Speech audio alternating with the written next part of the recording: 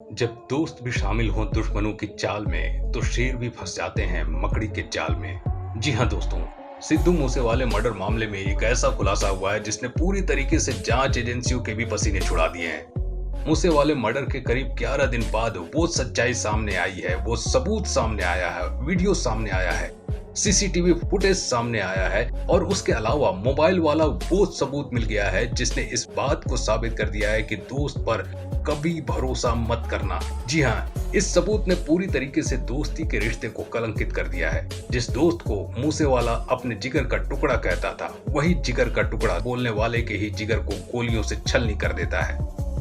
तो चलिए सिलसिलेवार तरीके से फटाफट समझते हैं कि आखिर इस पूरे मामले में उनके दोस्त पर क्यों सवाल खड़े हो रहे हैं और इसी सवाल की वजह से उनके दोस्त का मोबाइल फोन जब्त किया गया है। और जब्त फोन में वो कौन सा सबूत मिला है जिसने पूरी तरीके से उनके दोस्तों को बेनकाब कर दिया है। अगर उस दिन उनका दोस्त नहीं होता तो शायद आज मूसेवाला हम लोगों के सामने होते। मूसेवाला दोस्तों के खिलाफ जो सबूत मिले हैं वो तमाम चीजें मैं आपको दिखाऊंगा, लेकिन सबसे पहले इस वाले सबूत को देखिए। आप इस तस्वीर को आसानी से देख पा रहे होंगे। तस्वीर में मूसेवाला का दोस्त थार के अंदर बैठा है। ये तस्वीर घटना के बाद की बताई जा रही है, किस तरीके से मूसेवाला का दोस्त फोन पर बातें कर रहा है। लेकिन यहाँ पर सवाल बड़ा ये है कि मूसेवाला को जब गोलियां लगी तो गोलियां लगने के करीब 15 मिनट बाद तक वो जिंदा रहा। उस दौरान उनके दोस्तों ने उनके परिवार वालों को कॉल क्यों नहीं किया? शायद उन्हें इस बात का डर रहा होगा कि अगर जल्दी से उनके परिवार वालों को कॉल कर दिया जाता है तो वो लोग यहाँ पर आ जाएंगे,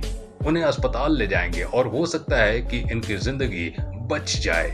जी हाँ, अब मैं आपको इस मर्डर मिस्ट्री को कई एंगल से समझाता हूँ और एकदम शॉर्ट में समझाता हूँ कि आखिर इस पूरे मामले में उनके दोस्त पर कई संगीन इल्जाम क्यों लग रहे हैं। उनके मोबाइल फोन को जांच एजेंसियों ने जब्त क्यों कर लिया है, मोबाइल फोन में वो कौन सा सबूत मिल गया है और दोस्त की पूरी गतिविधियां आखिर संदिग्ध क्यों हैं। तो चलिए इस चीज को समझने के लिए 2-4 सेकंड पीछे जाते हैं। मूसेवाले जब अपने घर से निकलने के लिए तैयार होते हैं तो उस वक्त क्या होता है? उस वक्त वो बुलेट प्रूफ गाड़ी की तरफ जाते हैं, लेकिन उस गाड़ी का पहिया पहले से ही पंचर कर दिया जाता है और वो दूसरी कार की तरफ बढ़ते हैं, जो कार एकदम लंबी है। जब वो सफर में जाते हैं तो उस कार में उनके गनर भी साथ में बैठ सकें, क्योंकि उस कार में ज्यादा सीटें हैं।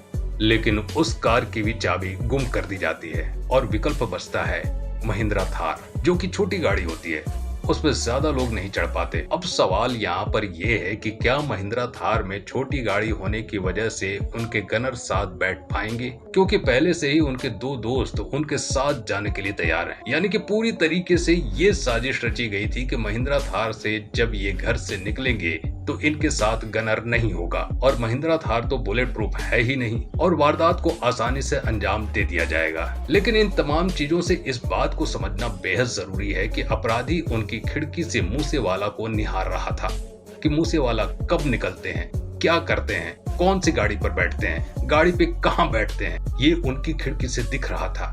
यानी कि कोई न कोई तो था जो पल पल की जानकारी दुश्मनों को दे रहा था। अब सवाल यहाँ पर यह है कि सड़क पर वो किस लोकेशन पर हैं, इस बात की जानकारी कौन दे रहा था? इस बात की जानकारी उनके दोस्त के अलावा और कौन दे सकता है, क्योंकि उनके दो दोस्त उनके ही साथ थे और फोन पर बातें कर रहे थे, लगातार बातें कर रहे थे और बताया जा रहा है कि व्हाट्सएप चैट के जरिए भी तमाम जानकारियां दुश्मनों को मिल रही थी। इसलिए जांच एजेंसियों ने सबसे पहले उनका मोबाइल जब्त कर लिया। इसके अलावा दोस्तों, इस बात को कोई हजम नहीं कर पा रहा है कि थार पर सैकड़ों गोलियां चली, लेकिन इनके दोनों दोस्त कैसे बच गए, जबकि मूसेवाला को 23 गोलियां लगी थी। दोस्तों, आपने एक कहावत तो जरूर सुनी होगी कि घर का भेदी लंका ढाए।